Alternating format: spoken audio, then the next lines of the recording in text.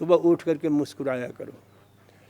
मुस्कुराने से जो जमने वाला जो तत्व होता है उसको न्यूट्रलाइज करने के लिए दिमाग से बहुत सारे ऐसे हार्मोन्स निकलते हैं, न्यूरोकेमिकल्स निकलता है, न्यूरोट्रांसमीटर्स निकलता है, जो हमारे खून को सही स्थिति में रखता है।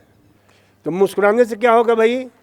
तो ठीक हमारे शरीर के अंदर, हमारे दिमाग के अंदर 1 दर्जन ऐसे न्यूरोट्रांसमीटर सीक्रेट होता है जो हमें आनंद से, उल्लास से, आह्लाद से, उत्सव से, उत्साह से, आरोग्य से, उमंग की तरंग से भर देता है, उल्लास के रस से भर देता है। उसका क्या नाम है भाई? उसका नाम है बीटा एंडोर्फिन, एंकेफेलिन, डाइनॉर्फिन, वेजोप्रेसिन, ऑक्सीटोसिन। ये अमृत है जो मुस्कुराने से, इसलिए हमेशा सुबह उठो, जिस भगवान को आप याद करो उसके छवि को अपने सामने रखो और मंद मंद मुस्कुराते हुए उस चेतना से, कृष्ण चेतना, शिव चेतना, विष्णु चेतना, कॉन्शसनेस से जो है जोड़ने का प्रयास करो और आप देखोगे कि जीवन कितना आनंद और उल्लास से परिपूर्ण होता जा रहा है। तो पहला काम क्या करोगे? सुबह उठ करके मुस्कुराओगे। दूसरा काम क्या करोगे? परमात्मा को धन्यवाद दोगे कि हे प्रभु, लाख लाख शुक्रिया, तूने आज जीवन दिया है। बातें नहीं करो, जाना है तो चुपचाप निकल जाओ, नो टॉक।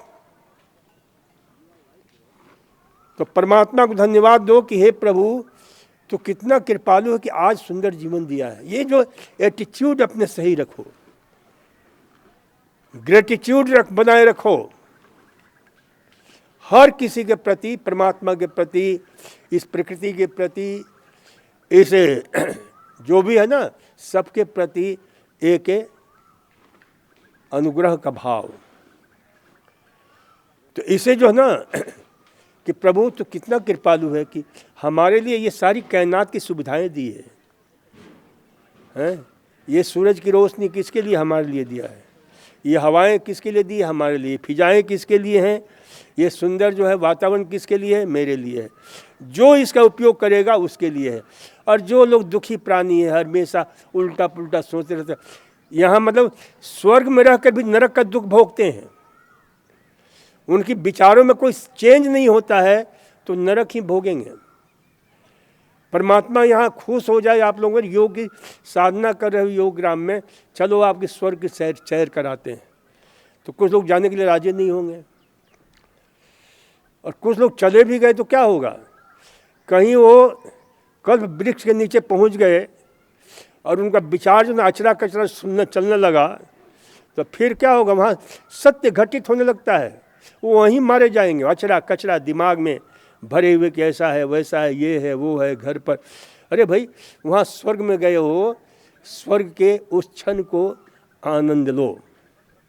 लेकिन नहीं, हम वैसा कर ही नहीं सकते हैं। अब ये योग ग्राम स्वर्ग से कम है क्या?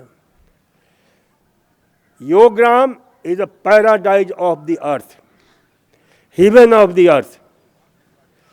तो इसलिए से ध्यान रखो कि यहाँ हमेशा आनंद से भरे रहो, उल्लास से। सुबह सुबह परम श्रद्धेय पूज्यास्पद स्वामी जी इतना आपको भर देते हैं, अब उसे हर क्षण को जीने का प्रयास करो। तो दूसरा काम क्या करोगे? आप परमात्मा को धन्यवाद दोगे और सबके प्रति कृतज्ञता का भाव, जो योग सिखा रहे हैं उनके प्रति दो, स्वामी जी के प्रति, सारे जितने भी हमारे अलग अलग गुरु हैं उनके प्रति कृतज्ञता का भाव रहेगा। जितना आपका एटीट्यूड सही होगा तो अपने आप, क्योंकि एटीट्यूड बहुत ज़रूरी है, तो इसलिए ये ध्यान रखो। चौथा काम क्या करोगे? ये करने के बाद, परमात्मा को धन्यवाद देने के बाद 2 गिलास जल पियोगे। कितने गिलास जल पियोगे? No chai, no coffee, no any fast food, junk food, process food.